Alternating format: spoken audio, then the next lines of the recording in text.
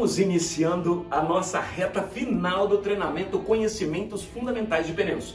Entramos no módulo 13, manutenção de pneus. E quando falamos em manutenção de pneus, é muito simples, é básico, é segurança. E por isso, vamos prestar atenção neste detalhe, porque vai ajudar vocês e muito a orientarem corretamente os seus clientes. Valeu, galera! Quando falamos em manutenção de pneus, a primeira coisa que vem na nossa cabeça é a calibragem, exatamente a pressão de ar. E esse realmente é um dos cuidados mais importantes que precisamos ter. Pressão de ar é segurança, gente, não é só vida útil dos pneus. Isso vai determinar o correto e perfeito funcionamento do pneu, bem como a sua vida útil. Pois uma pressão correta, pneu exatamente em contato com o solo. Pressão baixa, você já percebe uma distorção do pneu. E a pressão alta, a gente percebe o supertensionamento, fazendo com que haja uma incidência muito grande no centro da banda de rodagem. Então vamos falar da baixa pressão. O que é a baixa pressão? É a condição existente em um pneu que trabalha com a pressão de ar menor do que aquela requerida para suportar a carga e a velocidade de operação. Além do que, um pneu com baixa pressão vai reproduzir um flexionamento excessivo nas suas laterais, pressionando as extremidades da banda de rodagem no solo.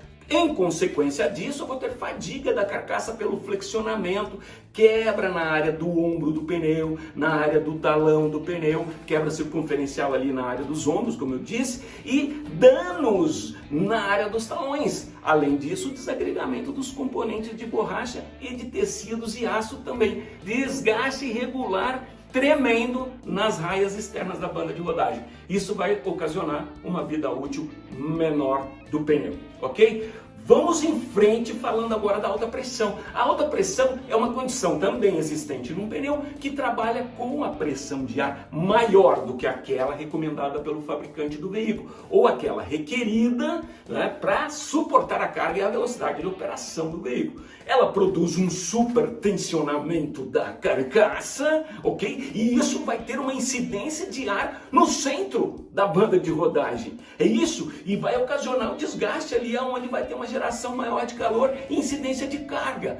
As consequências disso é vulnerabilidade e a perfuração. Está supertensionado, um impacto, um prego, qualquer coisa, vai estar muito mais fácil de perfurar ali, porque vai romper os componentes, principalmente de tecido. Além disso, haverá quebras da carcaça. Esses impactos, arrancamentos, cortes vão gerar sérios problemas, rachadura nos sulcos do desenho, isso tudo gerando uma menor vida útil do pneu. E além do que, menor capacidade de tração e frenagem. Pelo supertensionamento, o arredondamento da corcova da banda de rodagem vai fazer com que haja uma menor área de contato com o solo. É lógico, né? Desgaste irregular no centro da banda de rodagem. Então, gente, calibragem é tudo. Manter a calibragem perfeita é o ideal para a vida útil do seu pneu.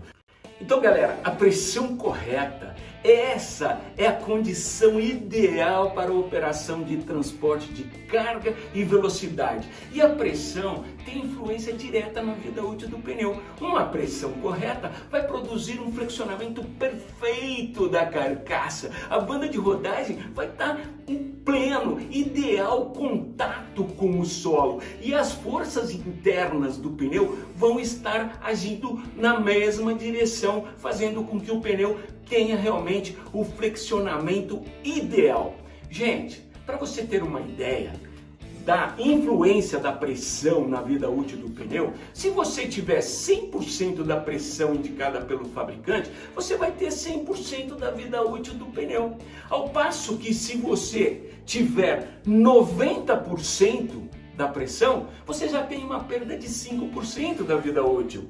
Quando você tem 80% da pressão, você passa a perder 16% da vida útil do pneu. E quando atinge 70% de baixa pressão e você já tem aí uma perda de 33% da vida útil do pneu. Então a pressão de ar está totalmente relacionada com a vida útil do pneu. Preste atenção nesse detalhe. E quando você fala de 30% menos, não é muito não. É como se você usasse 32 libras de pressão e tivesse com 22, 23. Você já está com 30% menos de pressão. Está perdendo 33% da vida útil do pneu. E gastando mais combustível, porque a pressão baixa ocasiona perda de eficiência no consumo de combustível. Gente, as recomendações de calibragem, quais são? Verificar semanalmente a pressão de ar, ou pelo menos a cada 15 dias, e não sangrar os pneus. Isso significa não tirar ar quente dos pneus. Os pneus precisam ser calibrados sempre frios, ou pelo menos na temperatura ambiente, né? O pneu não pode rodar, ele rodando vai flexionar demais, vai ter excesso de temperatura e a pressão de ar ela aumenta, porque o oxigênio expande suas moléculas, fazendo com que haja um excesso de pressão no interior do pneu. Então, calibrar os pneus sempre frios. Se você estiver numa viagem, espere os pneus esfriarem. Vai tomar sua água, vai no sanitário e depois vai fazer a pressão. Se houver perda de pressão de ar, necessariamente investigar e corrigir a causa. Gente, pode verificar no posto de gasolina, mas na hora de corrigir a causa, procure uma empresa que faça o serviço adequado. Porque se está perdendo pressão de ar, nós precisamos entender o que está acontecendo. Poderá ter conserto ou não, e aí tem que trocar o pneu. Outra coisa, gente, nós somos profissionais e precisamos entender que os nossos equipamentos têm que estar em ordem. Por isso, purgar o compressor de ar periodicamente é uma recomendação importante para que não vá umidade para dentro do pneu do nosso cliente. E isso é muito importante, porque o que acontece com a água quando está sob pressão e aquecida? Perigo até de explodir o pneu. É lógico que é um excesso de água e calor dentro desse pneu. Então, purgar o compressor de ar periodicamente é uma recomendação para qualquer loja de boa reputação. E outra condição importante para uma loja de boa reputação é a aferição dos calibradores. Sim, a aferição dos calibradores. Aferir a precisão dos calibradores periodicamente é muito importante. Para quê? Para que a gente tenha certeza que a pressão que está lá no mostrador do calibrador digital é a pressão que está dentro do pneu, tá certo? Então, gente, é importante ter um calibrador mestre aferido e semanalmente ou mensalmente, pelo menos, aferir o calibrador principal da loja. Beleza?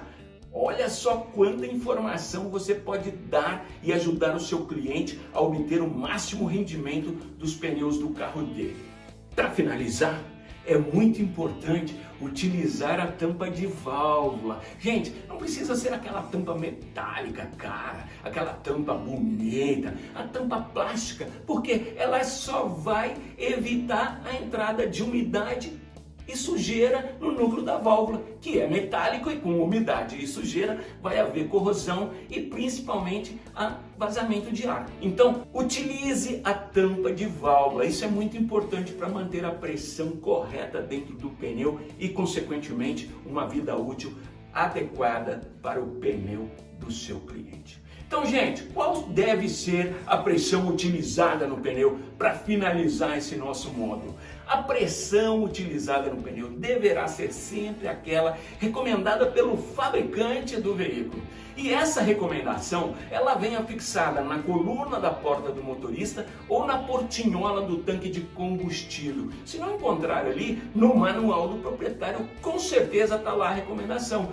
Nós temos inclusive aqui o exemplo do Toyota Corolla, que traz lá a recomendação de pressão de ar para meia carga e para carga máxima. É o fabricante do veículo que sabe o peso do veículo e a estimativa de peso de 5 passageiros ou de 2 passageiros e as malas correspondentes, certo? Então, com esses dados, eles determinam a pressão correta. Por exemplo, no caso do Toyota Corolla, na dianteira 36 libras com meia carga, 36 libras com carga total, ou 39 libras com carga total na dianteira e 44 libras com carga total na traseira. Então, gente, observe que é muito importante a pressão de ar. Nós trouxemos o exemplo aqui, inclusive, de um veículo que sai de fábrica com equipamento original SP Sport Max 050 225 45 R17 91W. E ali está a pressão correta que deve ser utilizada. Não é 32 libras, galera. Não é 35 libras, galera. É a pressão que o fabricante do veículo está recomendando. Beleza? Faça isso. Oriente o seu cliente e com certeza ele vai obter o máximo rendimento dos pneus do carro dele para rodar com segurança e principalmente ter uma vida útil super satisfatória. Ok, galera? Tamo junto e no próximo módulo nós vamos continuar falando sobre manutenção de pneus. Por quê? Nós vamos falar de balanceamento e o balanceamento faz parte sim da manutenção de pneus. Tá certo, galera? Vamos em frente, tamo junto!